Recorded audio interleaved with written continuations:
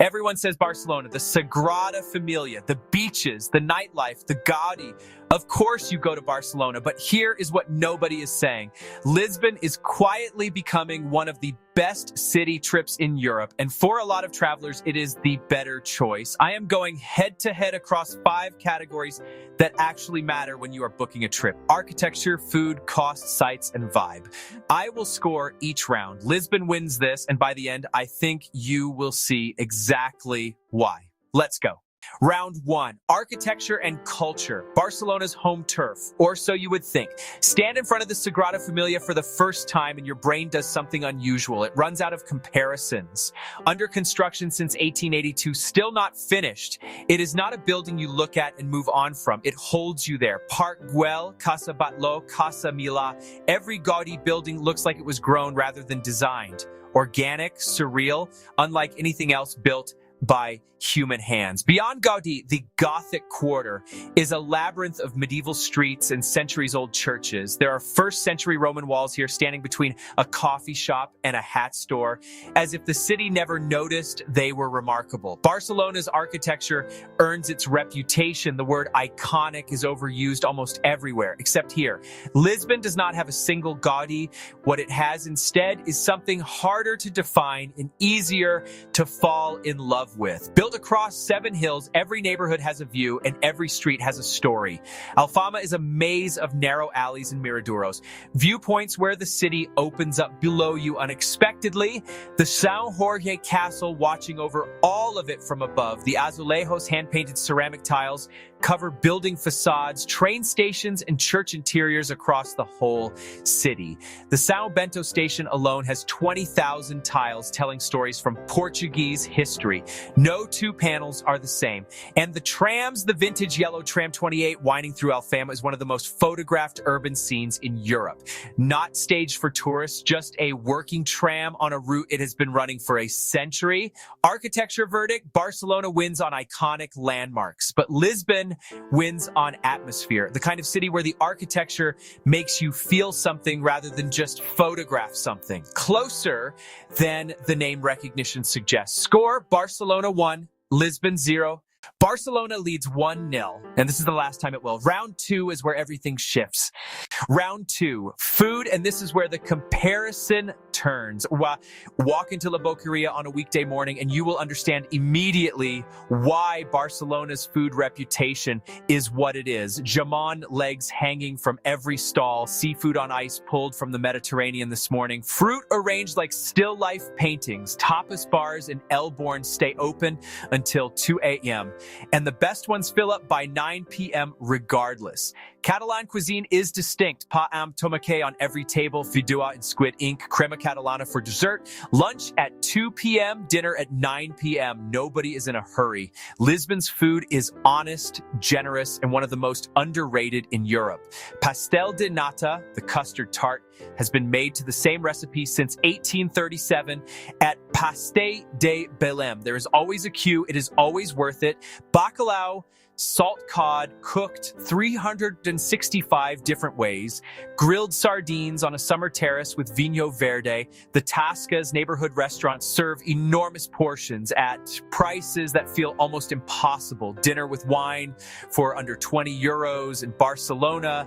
That same dinner costs twice as much. And Portuguese wine is one of the best kept secrets in Europe. A decent bottle costs what a glass costs in Barcelona.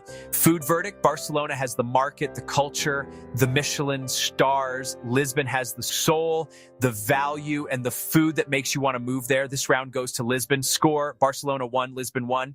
Round 3, cost. And I am going to keep this short because the numbers speak for themselves. Barcelona is expensive by any standard. A meal in a tourist area runs 20 to 30 euros per person. A beer at a rooftop bar, 8 euros. A mid-range hotel near Las Ramblas, 150 euros a night minimum in peak season. Budget travelers need $90 to $110 a day. Mid-range sits at 180 to 220.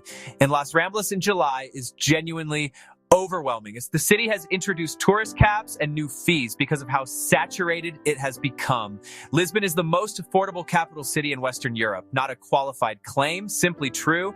A meal at a local tasca, 2 courses with wine, costs 12 to 18 euros. A pastel de nata at a bakery, €1.20. A day pass for trams, metro, and bus, under 7 euros.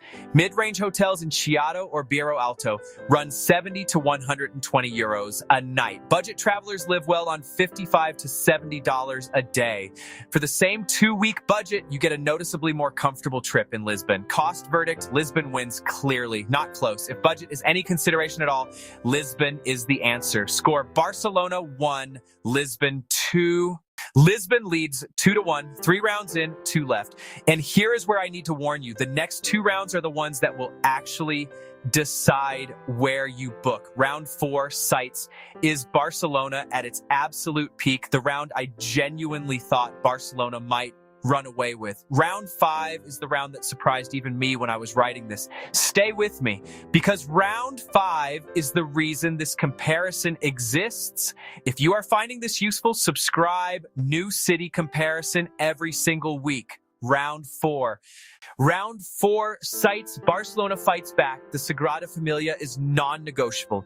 Book weeks in advance, go early, stay longer than you planned. Park Güell has views over the whole city. Casa Batlló and Casa Milà are unlike any buildings you have seen.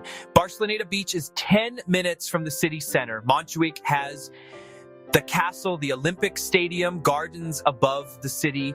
Montserrat, the mountain monastery, an hour away, is one of the most dramatic landscapes in Spain. Barcelona keeps giving. There is no version of a Barcelona trip where you run out of things to do. Lisbon's sightseeing is smaller in scale but high in quality, and it comes with something Barcelona cannot offer. Alfama and the São Jorge Castle, Belém and the Jerónimos Monastery, the LX Factory on a Sunday, the Museu Nacional do Azulejo, an entire museum dedicated to the tile art form that defines the city. But Lisbon's real advantage is what surrounds it. Sintra is 40 minutes by train, like some of the most surreal fairy tale architecture in Europe. Cascais is a beach town 30 minutes away that most tourists never reach. Arabida Natural Park has Mediterranean quality beaches with almost no crowds. Lisbon as a base gives you a city and a region. Sites verdict, Barcelona wins. The Gaudí buildings alone justify the trip, and the combination of city, beach, and day trips is hard to match. But the gap is smaller than the reputation suggests. Score: Barcelona 2, Lisbon 2. 2-all, everything comes down to the final round. And in round 5, Lisbon does what Lisbon always does. Round 5, vibe, the round that decides it. Barcelona is electric, one of the great party cities in the world, and that energy is present even if you are not there for the nightlife. The Gothic Quarter at 11 p.m. with every bar still filling up. The rooftop bars of Elborn. Barcelona does not sleep. The downside is real. Peak season is exhausting.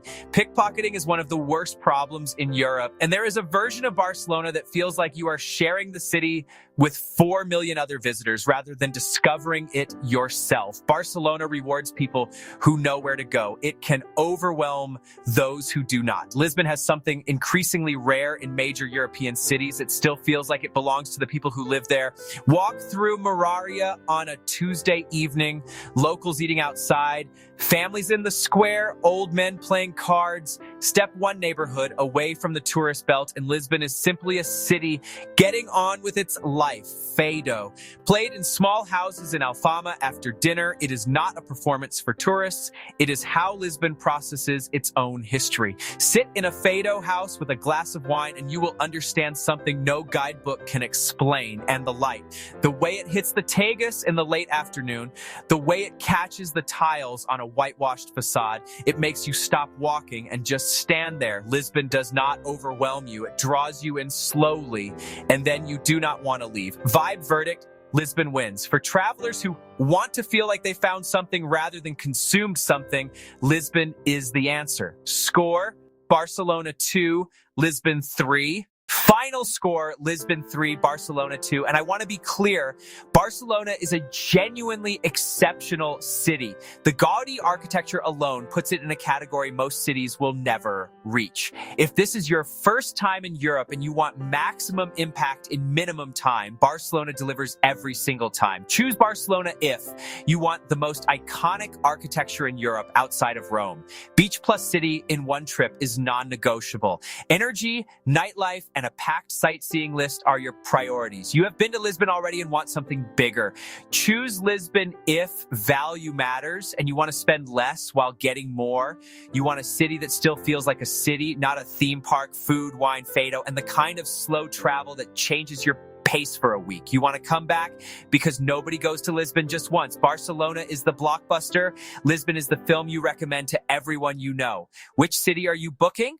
If Lisbon won you over, and it usually does, the full Portugal travel guide is in the description. Sintra, Porto, the Algarve, and the places most travelers never find. Drop a comment before you go. Barcelona or Lisbon? First time or been before? I read every single one. Subscribe, and I will see you in the next one.